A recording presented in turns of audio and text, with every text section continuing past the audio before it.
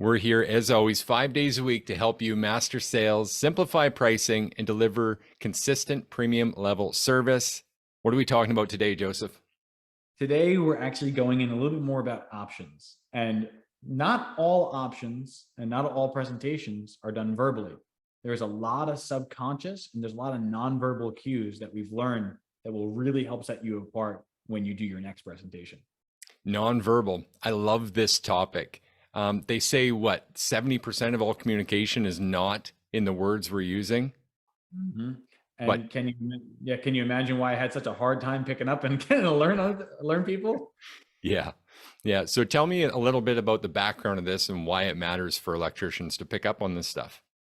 So a lot of times, and this is any salesperson, but electricians in particular, because we tend to be pretty stubborn people and we think that we're often right when we may not always be. But the thing is that when you go in, you have your own impression of what this customer is doing, right? But you really don't know how they're receiving the information until you're asking questions like, what do you think? What does this mean to you? What are your thoughts on this? And they'll give you a response, but sometimes they're going to give you the response they think you want to hear.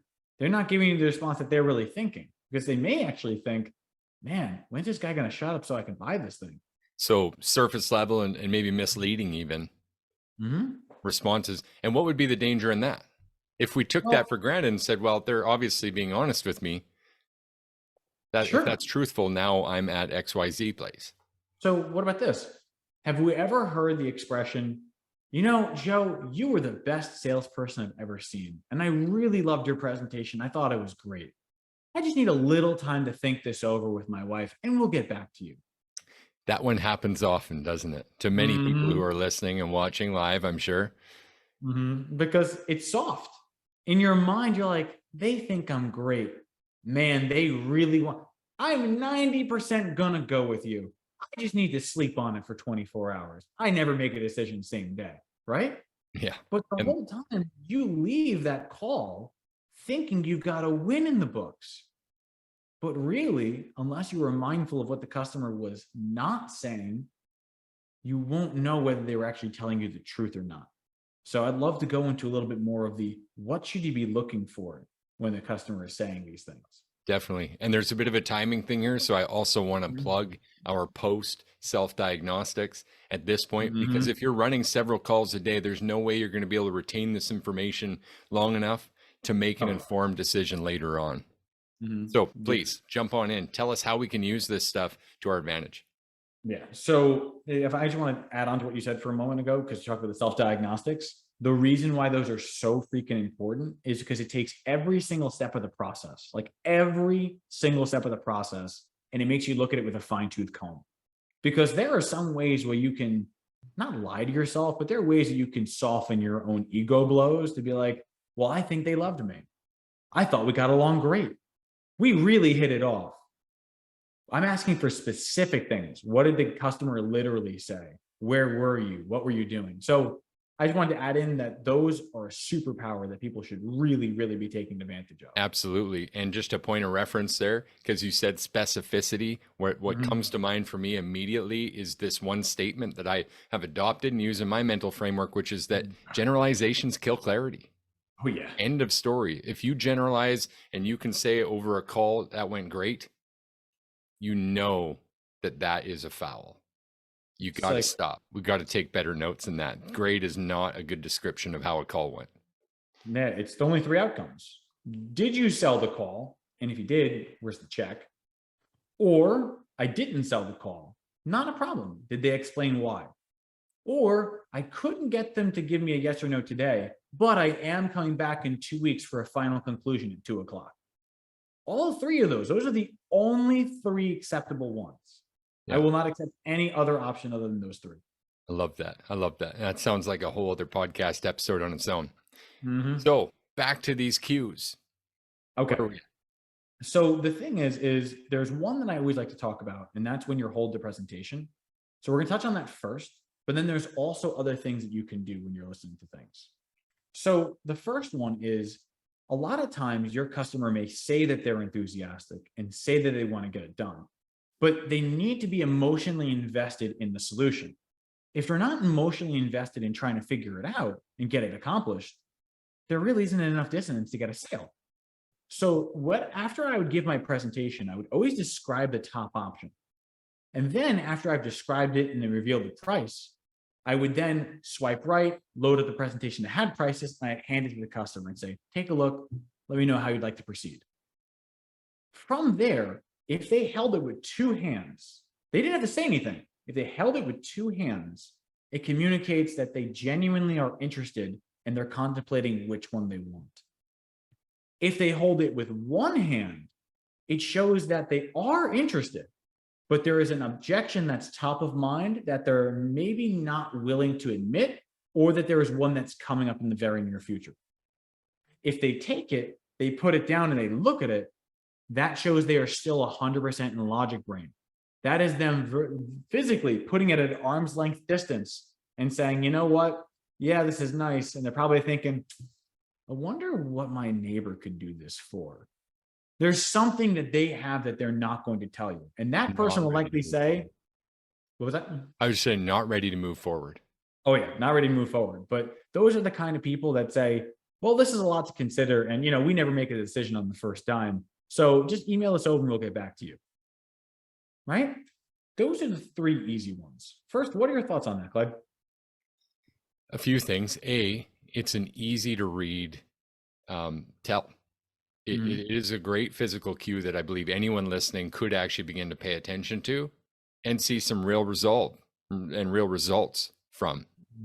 Correct. The other question that comes to mind is, for those people that aren't ready, is there still something that can be done today that isn't pushy that can help them to that decision?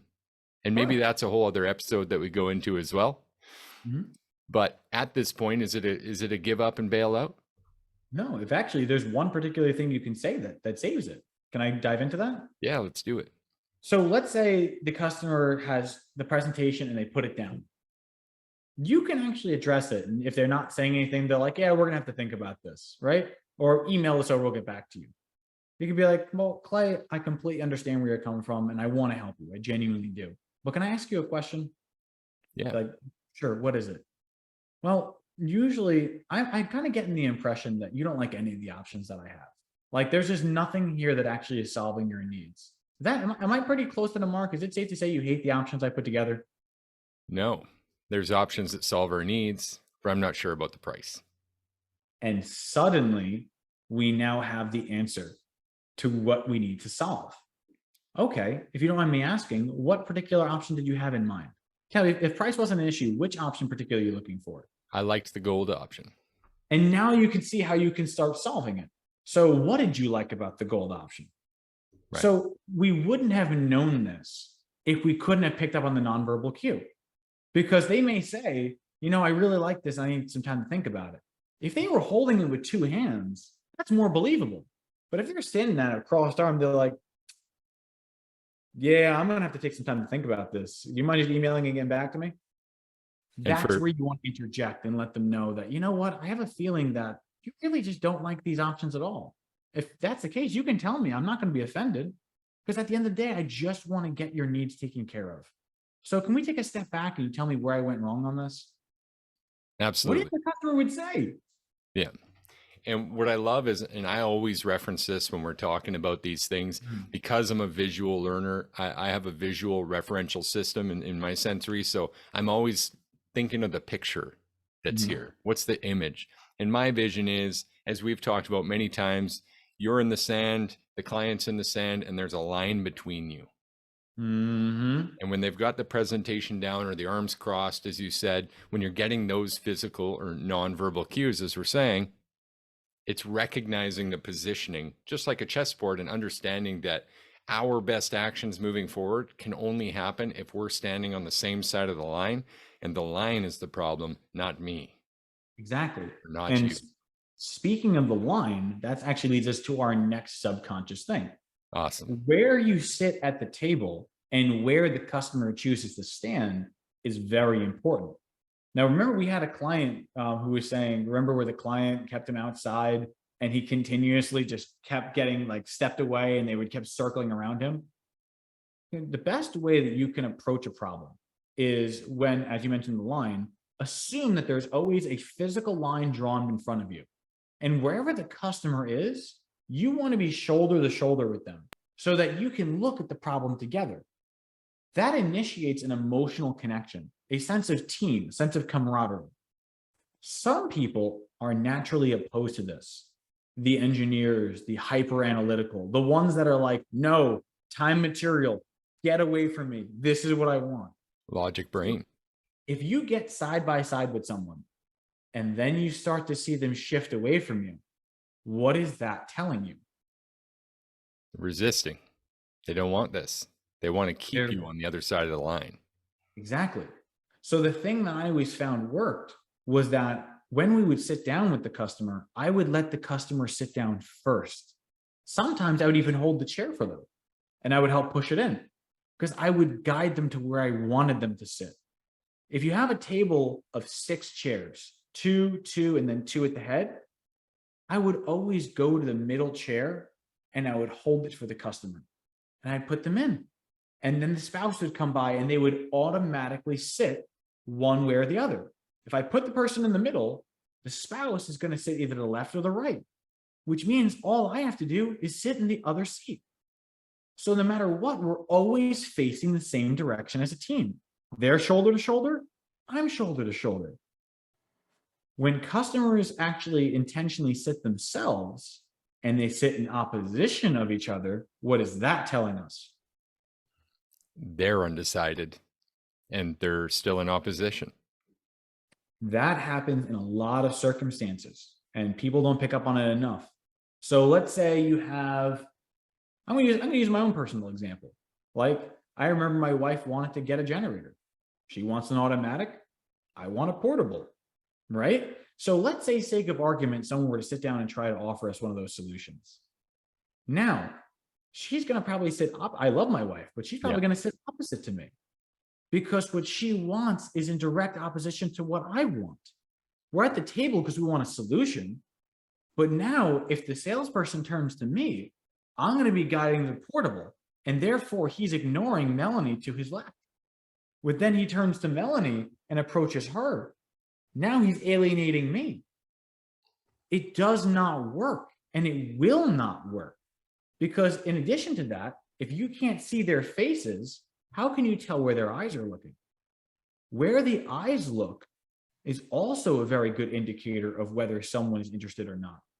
Would that be too hyper-focused if we wanted to dive into those as well? No. And again, I think, the 30,000 foot view of this, we can all agree that someone's disengaged. And if you put Correct. yourself in that position, you're with your significant other and you're feeling like this isn't the solution for you, are the couple going to be able to make a decision to buy today? Mm-hmm. And the answer is resounding no. If they're undecided and they do purchase, then they've got a marital battle on their hands. So as Mm-hmm. a salesperson, you're absolutely screwed here.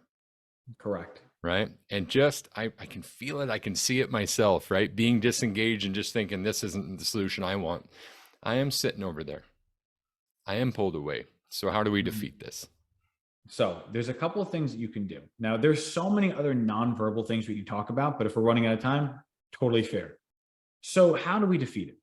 The first thing is to be not reactive, but you need to be preemptive.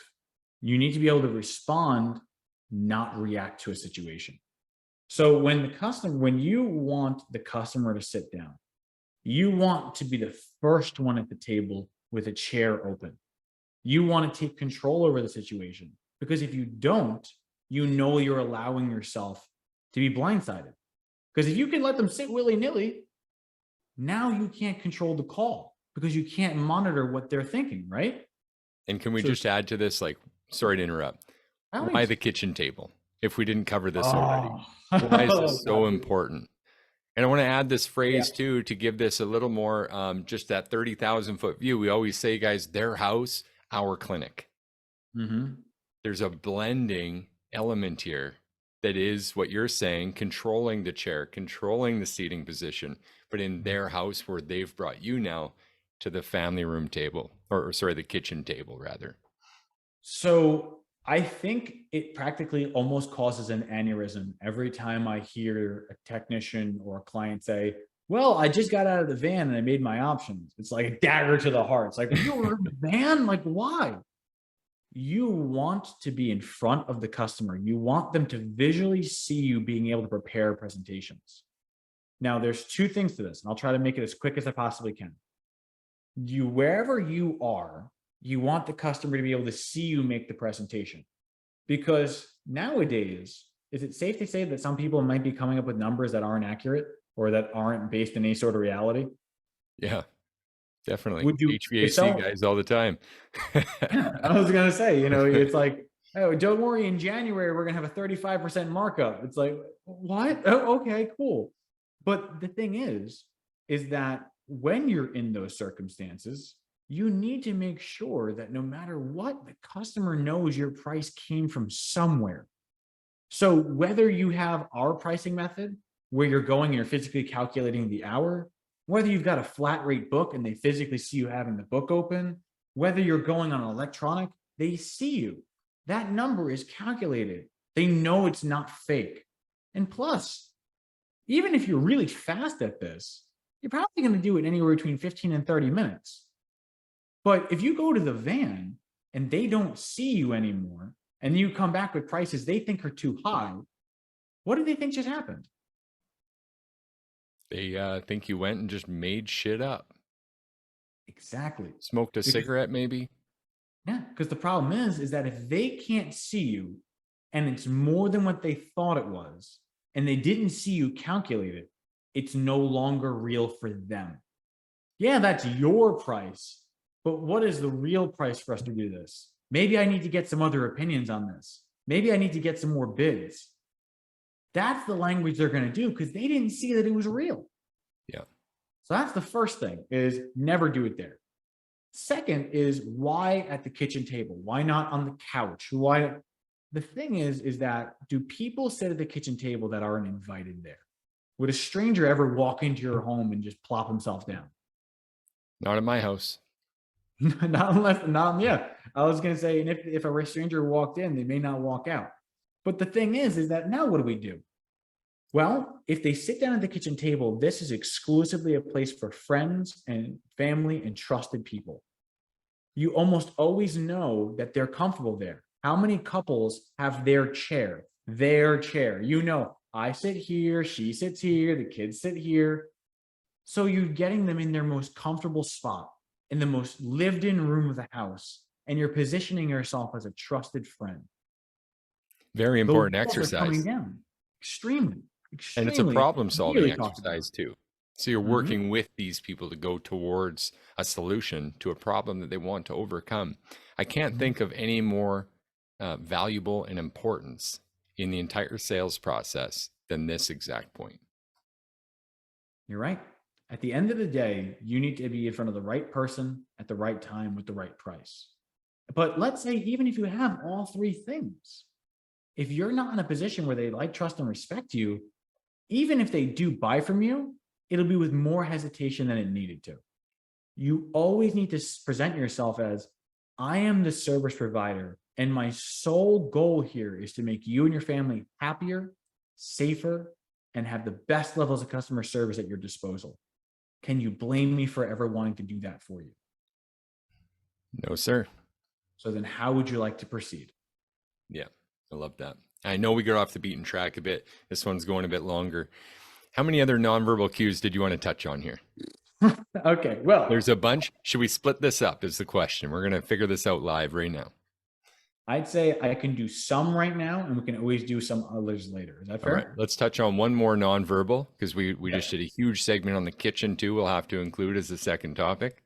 Okay. And we'll split it up and do a second nonverbal for the week. There is a very specific nonverbal cue that I found has been very helpful, because I struggled with, those kind of cues, and I learned this one particularly. You can tell whether a customer has become very uncomfortable because what they're saying is, when they say that it's more than what they thought it was going to be, there's a way to prove that they tell you the truth. So what ends up happening is, I don't know if you can see this, but I'm going to replicate it, and I want you to pick up on it, right? I'm going to get the number, and I'm going to do this. Did you pick up on what I just did?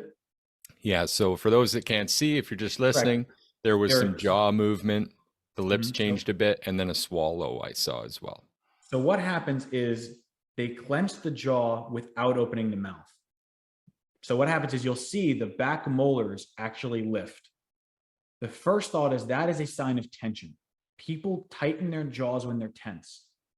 Then, when you're also tense, you'll often find the mouth will get dry. So they usually will not open, not lick their lips, but sometimes just a.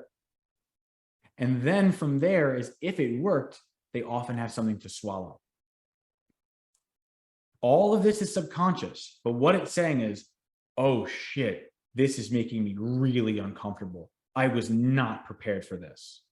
When you see your client doing that, what's happening is you have an engaged and interested person who has come to the reality that this solution is a lot more than what they were prepared to handle. How could that be used to our benefit? Well, if we can recognize that something's happening, who's better? Should we wait for them or should we be the ones to address it? We should address it. So if we notice that someone has something uncomfortable, you could even pause and be like, Clay, can I speak plainly with you? Yeah, please do. I got the feeling that when I showed you the number, it made you a little bit uncomfortable. Would I be off by saying that? No. And I want to point out at this point, Guy, just a micro delivery here. We're now engaged in the conversation that's in the client's head. Very magical place to be. Go ahead. So being able to say, like, is it safe to say that, something here is making you a little uncomfortable? Would I be wrong by saying that? No. So my goal here is to provide you with a 5-star experience. I don't ever want you feeling like there's a pressure or that there's anything that you have to do that you don't want to. So before I take a step back, can you tell me what made you feel uncomfortable? Insert pricing, timing, delivery, quality, something. And why it's so important we have to do this before is because if we don't, they will reply with a stall. Joe, I really appreciate this, but I need to get my wife involved. Joe, I think you made great choices, but the price is a lot more than what I thought it was going to be. I might have to get some estimates. I actually forgot. This is great, and I'm going to need some time to think about this. I never buy on my first visit. Huge value. They'll give you those things. But if you look for the cue and you can interject in between it, you can stop them from giving you that door in the face, and you can actually save it in real time. Don't handle objections, eliminate them. Freaking men. I love that, man. We've gone a pretty good length with this one. Clearly, there's so much more that could be useful to these guys. I want to stop us there. Is that okay? Can we do a part 2 to this? No problem. I'm down. All right. Part 2 is coming up next for you guys. Thank you for joining us. I'm Clay Newmeyer, my wonderful partner, Joseph, the sales bot, Luke Canny, right here in the flesh, guys. We're here 5 days a week to help you master sales, simplify pricing, and deliver premium level service. You can catch us on the Electripreneur Facebook group or right here Monday to Friday. We'll see you again next time. Cheers to your success. Bye-bye.